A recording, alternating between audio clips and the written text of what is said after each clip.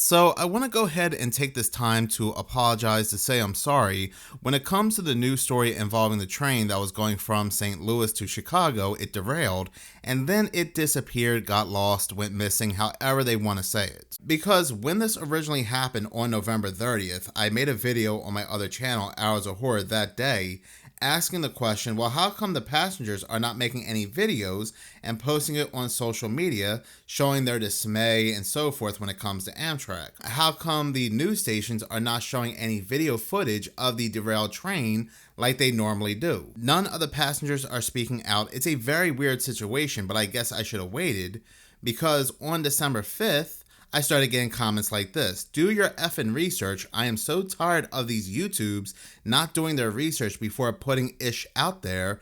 Maybe wait 12 to 24 hours before posting nonsense like this. And this person's completely in the right, not taking that away from them, because on December 5th, the news, not social media, not Twitter, Facebook, and so forth, but the news, they finally posted video footage of the passengers and the derailed train. They posted this. Video sent to First Alert 4 shows passengers climbing off an Amtrak train near Chicago onto snow-covered tracks, then standing around waiting for answers. Amtrak says about 250 people departed the downtown St. Louis Amtrak station around 8 a.m. Sunday. Around 1:30, part of the train slipped off the rails just miles outside Chicago. So yeah, this very tiny video clip of somebody looking at a handful of, I guess, passengers next to this train panning around is supposed to debunk everything. No video footage of the passengers inside the train complaining, nothing like that, asking what's going on.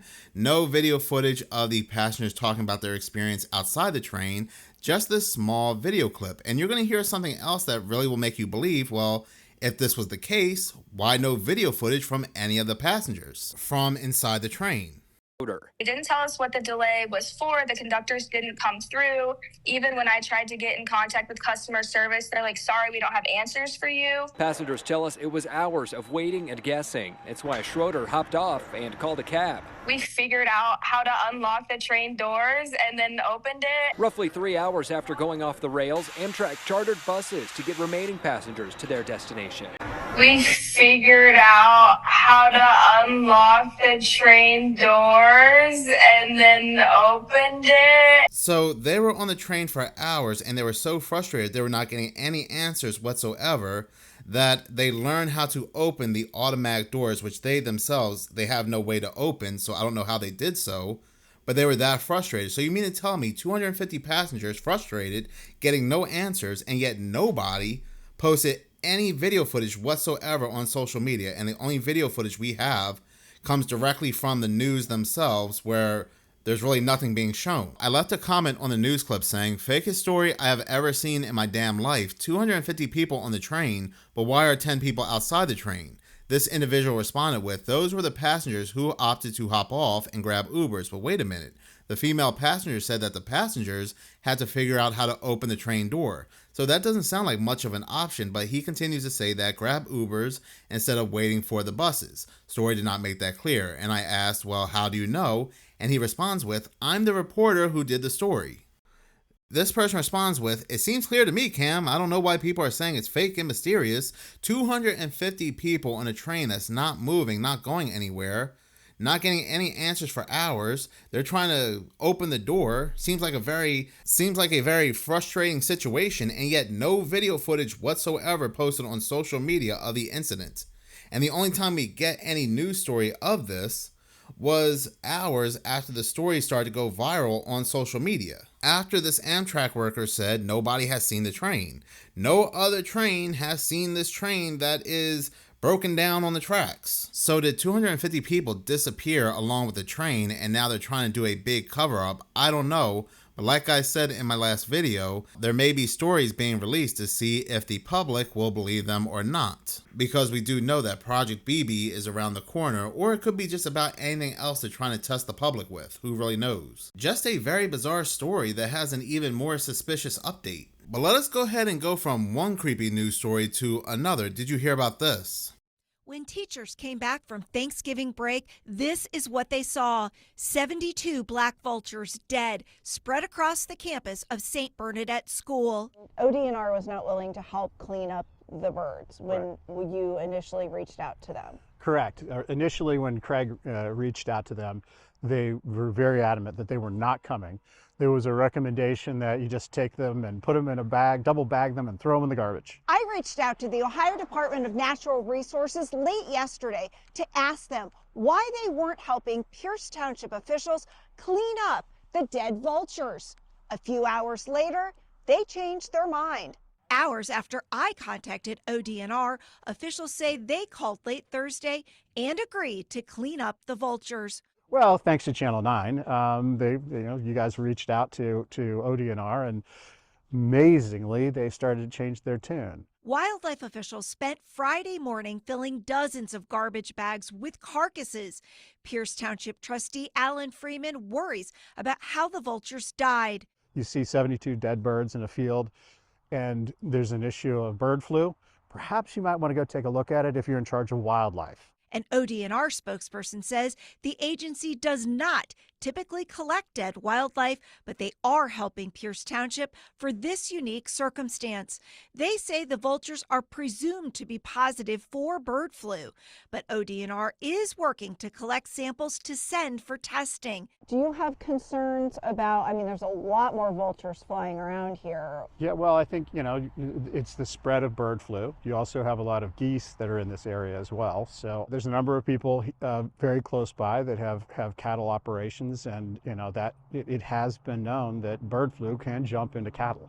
So that said, it starts to open up an entirely new avenue that deals with our food and our food supply. Claremont County public health officials tell me they did take 2 dead birds today to a state laboratory for testing, and those results should be back early next week. So, like this person says, I have never seen 72 vultures in the sky at the same time, and especially not on the ground dead at a school. This is strange, and it indeed is. Some people are saying this seems like poisoning, but as others are saying, vulture's stomach acid can handle a lot of bad stuff, most likely a respiratory disease. But we have all these animals out here, rabbits with horns, we have zombie squirrels, zombie deer, we have monkeys being let loose with all types of diseases, and I said, if these animals pass away and other animals like vultures eat them, what's going to happen to these animals and as they pass them along to other animals? Like suspiciously, you heard at the end when the man said that this stuff can be passed on to cows, passed on to things that we eat. And it's also very telling that nobody was coming to collect these birds until news had gotten involved. It seemed like they wanted whatever this was to spread along even further. This news story is very similar to the news story that happened in Mobile, Alabama back in June, where there were over 20 plus pelicans that passed away all over Mobile, Alabama. Nobody was coming to collect these birds until, again, the local news had to get involved. But talking about birds, something's definitely going on with them, because I took this video clip right here talking about this very bright light that wasn't a star because it was lower than a star, and it seemed to move like a drone. But in this video clip, you can hear all these birds late at night. These are the same birds that you would hear in the morning. These birds are becoming more and more restless.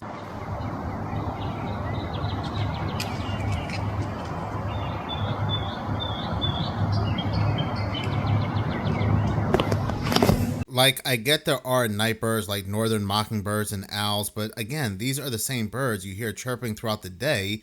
They are chirping throughout the night. Okay, did I miss something? Like, seriously, it's December the 5th, and it's 5 o'clock, and it's still daylight. Yesterday, at 5 o'clock, it was dark. So, was there some kind of planetary something that I'm not aware of? But, there's the sun, and it's just not going down right there. Very confused. Please let me know. And now it's 5:15. Yesterday, it was pitch dark at 5 o'clock. It's too early for it to start switching. I know it is. I know it is. So do we go through an alignment or something? What the fuck? Please explain this to me. There is definitely something wrong with time, and I have been noticing this too, and I'm glad somebody took a video of this, that one day it'll be light out around 5 or 6 o'clock, and then the very next day, around the same exact time, it's completely dark. And it's confusing the animals like the birds. Something is very off. So some very strange lights have been seen more and more across the United States. Like for example, this article I'm reading from Yahoo News, mysterious objects appear in sky over California surf spot. And check this out, this is really weird.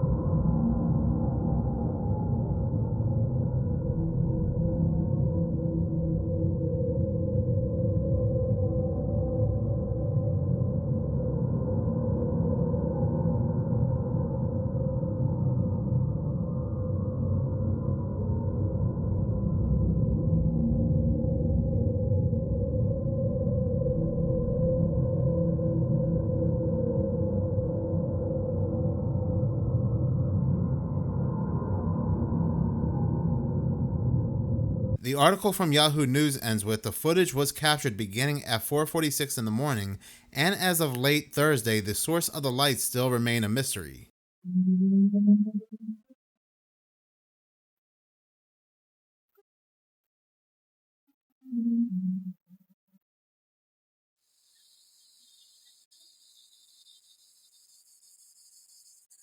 So you have some people claiming what was witnessed over in Oklahoma was just Falcon 9 or SpaceX, with a lot of others not believing that. Literally looked like this orb shot out some kind of portal. We have two weird UFO sightings, and they're coming from two very different people in two very different places on this planet. The first one comes out of Augusta, Georgia, captured by a couple of friends driving down the road. They looked up and saw this weird octopus-looking type of UFO. Now, we've seen these before, and people readily wrote them off as kites. But the thing is, these things are too well controlled to be a kite. And then the second video comes from a witness in China who knows for certain this was not a kite, as he was on top of another skyscraper filming this unidentified object that was well above, meaning thousands of feet in the air above their skyscrapers. And as he stated, it was too controlled to be a kite. Comment below, tell me what you think. Oh my God! Alexis!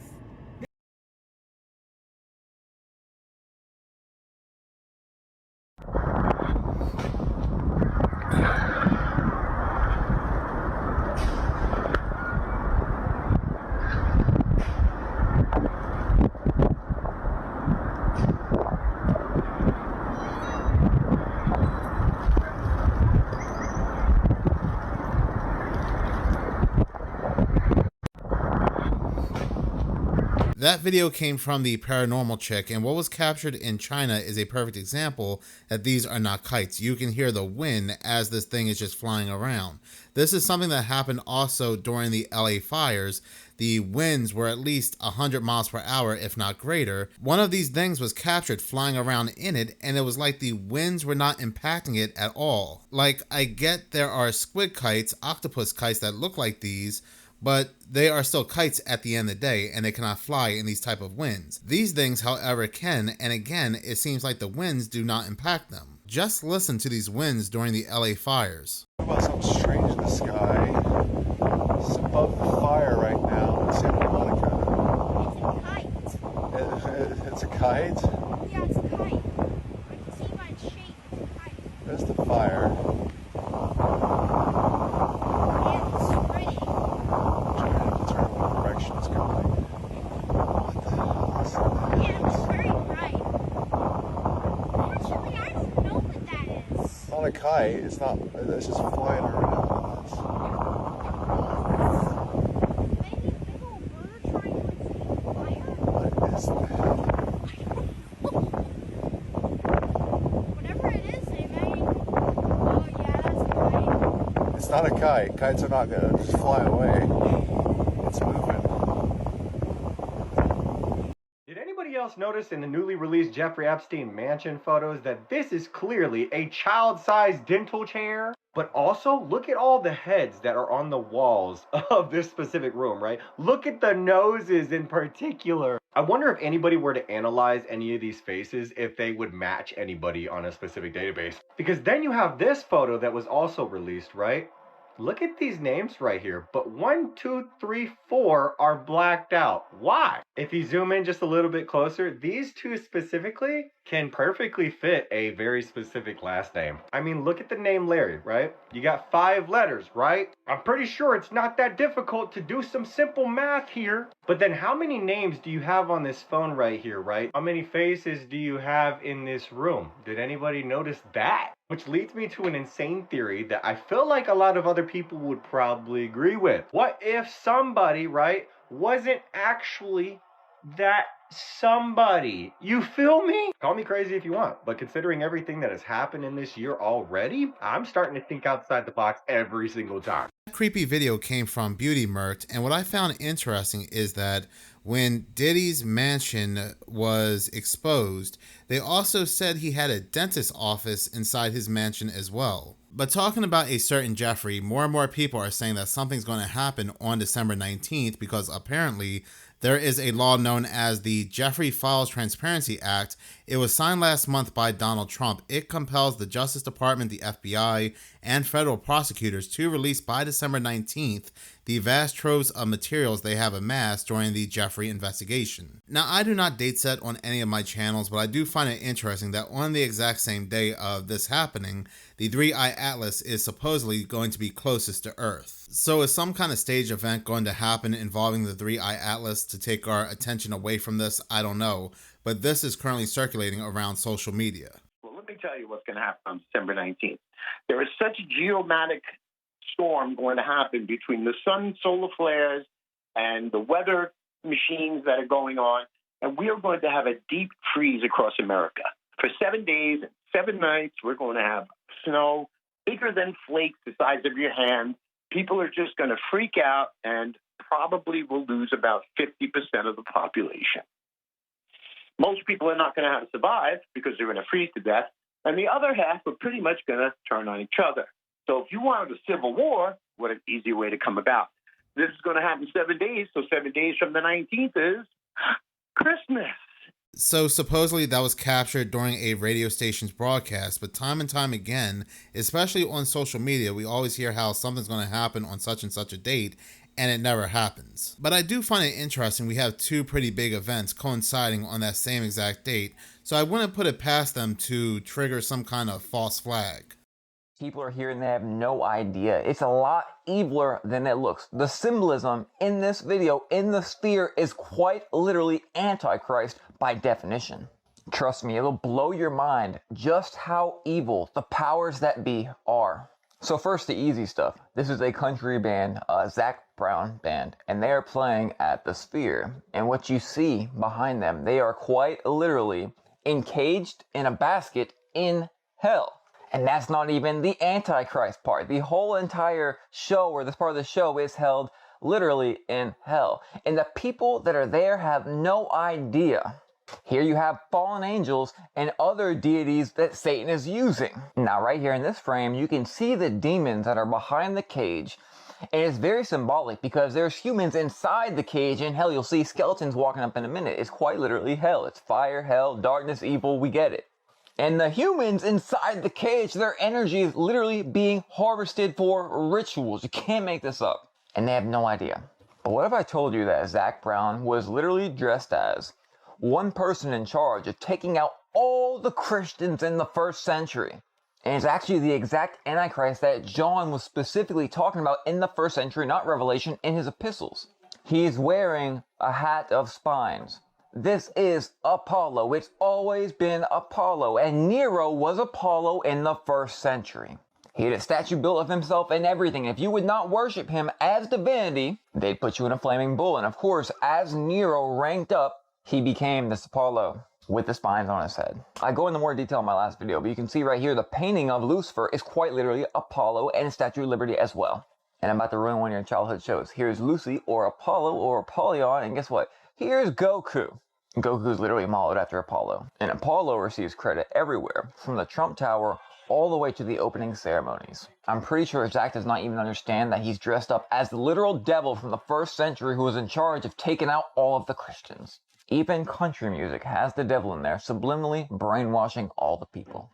There's an end coming. That video came from Moon Henry, and these concerts are becoming more and more demonic. I mean, in my most recent video, I had spoken about this being shown at Gunna's concert, a hip-hop artist, and you can see what looks like this Baphomet coming out of this cave with all these symbols around it. You recording us now? Yeah. Okay. So I'm here because some folks in the public have expressed concerns about some posts made by a TikTok user, Mossy Matriarch. Okay. Is that your account? Yeah. Okay. So some people have expressed concerns that some of it might be inciting violence. Okay. What are your thoughts on that? Are you trying to do that? No. Do you have any intent on committing violence? Everything I've tried to post about is like, let's be as peaceful as we fucking can. Okay. And that's the stuff I've been trying to encourage and stuff. I am supportive and protective of anyone who are trying to keep things peaceful. I appreciate you saying that. Do you know of others who are attempting to incite violence? Not off the top of my head. Okay. Would you report someone who was doing something like that? I mean, I have never really reported anybody for anything, really. Okay. I just stay out of other people's business mostly. Even if they're supporting violence? I mean, if someone was saying they're going to kill my neighbor or something, probably report them. Okay. Yeah. Okay. How about anyone who's interested in committing damage to federal buildings, county buildings, state buildings? Know anyone doing that kind of stuff? No. Okay. Would you report that kind of activity? If it's not someone I know personally, I don't really care that much. Okay. As I said, like, I'm interested in protecting First Amendment speech. Sure. But when someone is talking about hurting others or trying to get others to hurt people, that's where I have to go knock on doors and talk to people. Am I missing anything? You support the use of political assassination to silence people you might disagree with? No. Do you ever advocate for the use of violence to harm people you disagree with politically? No. All That's right. all I got. Thank you for your time. All right. Have a good one. You too. That video came from Mossy Matriarch, and more people across social media are finding what appears to be FBI or police coming to their door asking them about social media posts. These people are responding with, "We're not saying anything violent, not posting anything violent, nothing like that." And yet they are still coming to multiple people's doors asking them all these questions.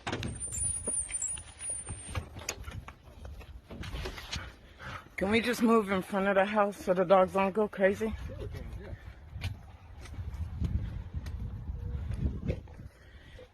I need you to identify yourself and let me take imagery of your IDs. I'm not going to share my credentials on the phone. So you said you were with the FBI? And why won't you show me your credentials? I didn't take a look at them. I said, 1 second, I'll be right back. Are you going to show me your credentials or no? Yeah, we did already. So, and we identified ourselves. So what we'd like to do I is didn't just look have at a your credentials. Again, I didn't verify them. I told you to wait, and I went inside. Okay, that's correct. What we'd like to do is just have a conversation with you about some social media posts that you've made. Would you be willing to talk to us today about that? No, I would not. I would like you to later talk on with my lawyer. Okay. Do you have identification Do you have a card or something cards? from your attorney that we can reach out No. to? No. I'll get back to you. Okay. All right. Do you mind having your attorney contact the FBI office in Oklahoma City? What's the number? What are the names of the agents? I'll Google it for you. So you're refusing to identify yourselves. No, we've already identified. Again, I did not take a look.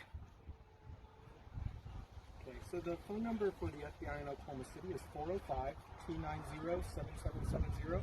Okay. If you just call me with your name, then he'll get your contact with us and I'll be happy to speak to you. And tell him that Facebook flagged me for posts. Facebook gave us a couple of screenshots of your accounts. Okay. So we no longer live in a free country and we can't say what we want? No, we totally do. That's why we're not here to arrest or anything like that. Well, you can't arrest me for freedom of speech. We live in America. Right. Exactly. So it's kind of weird that you want to come talk to me about me exercising my freedom of speech. We do this every day, all day long, talk to people. Okay. It's just an effort to keep everybody safe, make sure that nobody has any ill will or bad intent or anything like that. And we've got no reason to believe necessarily that that's you, and that's why we just wanted to have a conversation. So do you have a conversation with everybody on the neighborhood? Do you have information of anybody else in the neighborhood? I mean, all I've done is exercise my right as an American citizen on a public social media platform with my personal opinions. Correct? Okay. Most of the individuals, right, in America, especially older generation, right, have Facebook. Are you questioning all the citizens in America? We certainly would if we had any sort of concerns. Okay, so you have concerns about my personal opinions? If you don't want to talk to us, then you can... I'm definitely not going to have a talk with you. Well, thank you for your time this morning, and feel free to reach out to us. Okay, they're so-called FBI.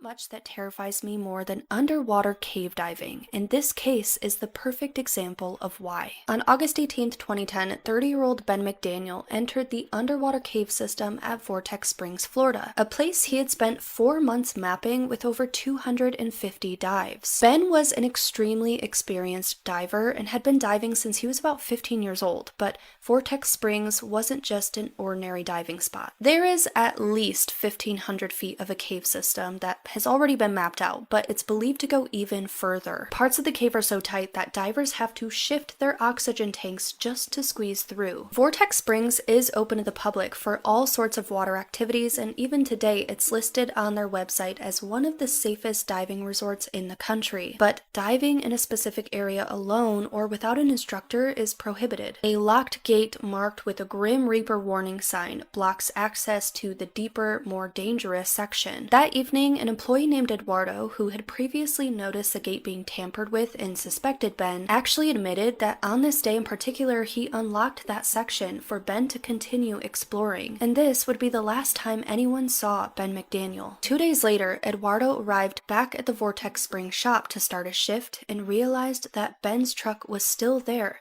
parked in the same exact spot that it had been on the night he was seen entering the cave. Police were called, and a search of Ben's truck revealed that everything inside remained untouched, even his cell phone and wallet containing $700 worth of cash. Search teams found only Ben's decompression tanks near the entrance, not placed where he would have needed them, and filled with regular air instead of proper gas mixes, raising suspicions that they were staged. Expert cave diver Ed Sorensen searched over 1,700 feet into the system, farther than anyone had ever gone before, but he found no body, no equipment, no scrape marks, and no signs of decomposition in the water. Ed truly believed that had Ben McDaniel ever been inside of that cave, there would have been some physical evidence to prove it, but he found none. This led to theories that Ben staged his own disappearance to escape financial problems. He had recently went through a divorce, he had $50,000 in tax debt, his business was failing, and he was still struggling through the grief of losing his younger brother. But Ben's family was insistent that he would not abandon them, especially his dog, who waited at home for him this whole time. When Ben's parents offered a $30,000 reward, divers worried that someone inexperienced would die searching in the cave for him. That same month, a diver named Larry Higginbotham had tragically died in the cave that Ben went missing in. His body was found by Ed Sorensen, and when he was recovered, Ben's family insisted that he hadn't been searching for Ben, but some divers in the community think otherwise. After Larry's death, Ben's family took the reward money down and instead hired a private investigator to look into Ben's disappearance from the angle of foul play. This PI uncovered information that some people associated with Vortex Springs, including the owner, had criminal records. The owner of Vortex Springs had reportedly accused an employee of stealing $30,000 and then beat that employee with a baseball bat. Then the owner suspected suspiciously passed away in 2011. Could somebody have killed Ben and staged it to look like an accidental death? Did Ben make himself disappear? After all of this time, Ben's family continues to search in order to answer the question, what happened to Ben McDaniel? That creepy video came from Oddities on Elm Street, and with everything he had going on in his life that sounds like it went wrong, it's very easy to understand he faked everything and disappeared. The only evidence they ever found was the van. Hello, true crimerers. This is the case of Christopher Kersey. Viewer discretion is advised. Christopher Matthew Kersey was born on February 19th, 1973, and he was one of 3 brothers. He was the oldest, and he was close with his brothers. He seemed like a normal, happy kid, nothing really out of the ordinary. His parents said that Christopher was absolutely a bookworm. He loved to read. He was a varsity swimmer, and he played the clarinet at school. And at school, he had friends, but he was really more of an introvert. But when he wanted to have fun, he would love skiing. He would love going paintballing. There just were never any red flags. His parents would say that shortly before all of this, that Christopher did appear to be struggling with something, but maybe they really couldn't quite put their finger on it. The Kersey family lived in Eagan, Minnesota, which is right here just below Minneapolis, and the date was April 20th, 1990. Christopher told his mom he was feeling pretty sick that day and asked if he could stay home from school. She said yes, and once she had left for work, there was nobody at home other than Christopher. When they got home later that afternoon, they noticed that their 1988 light blue Dodge Caravan, it's not this exact one, but very similar to this, was no longer in the driveway. And when entering the home, Christopher wasn't home. They did find a note, however, written by Christopher addressed to the parents. The note read, quote, "Mom, something important came up, plus feeling somewhat better. I'll be back by 6 unless I get lost. Love, Chris." The word lost, for some reason, was underlined twice. It could be looked at as something kind of suspicious, but also his mom and dad would say that when he drove, it was easy for him to get lost and turned around. They also quickly learned that Christopher had withdrew $200 from his bank account, but all of his belongings, from what it looked like, were still at home. Like, he didn't seem to pack any bags or anything. Thinking he might be an actual runaway, they still report him missing to police because he is still 17 years old. The day after, the parents get a letter. The note told the parents that Christopher lied about being sick, and he did so with the purpose of being able to take the van without anyone noticing or stopping him. And it said that he didn't even know where he intended to go. There was also a mention that Christopher intended to take his own life and apologized to his family. Also missing from the home was a gun, and I guess also he had his watch with him. However, all of the ammunition that they had purchased for the gun was still at the house. 2 days after this, 200 miles north of Eagan in Grand Rapids, Minnesota, the van is found. There was no evidence in the van that suggested where he had gone. No sign of an altercation or foul play. There was nothing of evidentiary value to help put police in the right direction.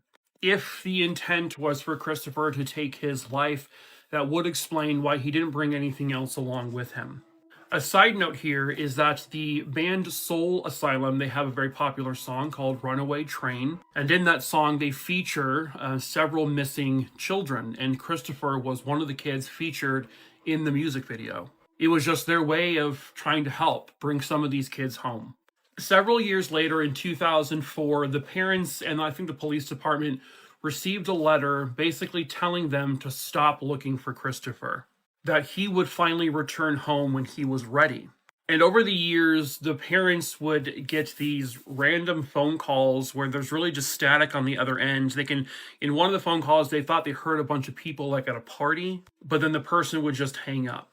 But the Eagan Police Department would determine that the phone calls that were made over the years and the recent letter in 2004 were all very likely just a hoax. Christopher's parents also closely followed the Jacob Wetterling case because Jacob Wetterling had disappeared just a few months prior to Matthew. When Jacob Wetterling was found in 2016, it kind of renewed their interest, causing police to search in wider areas near where the van was found, like doing ground searches. But they never found anything. If still alive today, Christopher Kersey would look something similar to this. But there have been no sightings of him, no confirmed sightings. Nobody has heard from him. Could Christopher have intended to run away and that was it? And then just along the way, he met the wrong person who then did God knows what? Did Christopher actually end his own life? That letter that was sent the day after he disappeared, was that truly from him? Unfortunately, it's all still a mystery. But someone somewhere out there might know what truly happened to Christopher Kersey on that April day in 1990. Perhaps that someone is you. If you can even just help bring him home to lay him to rest, that would be huge. If you have any information, please contact the police at 612-454-3900. That creepy video came from Making of a True Crime, and it's just so eerie how some people can just disappear without a trace. They leave no clues, no nothing. In this case, the clue was the van, yet still to this day, nothing has come up. And it's good he's still putting out these videos to give the family some hope that if you heard anything, seen anything, even, with older cases, to let somebody know. But in this case, thank you so much for watching. If you like this channel and you want to see more, please subscribe. If you're already subscribed, please like, as any engagement does help the channel grow. Once again, thank you so much for your support.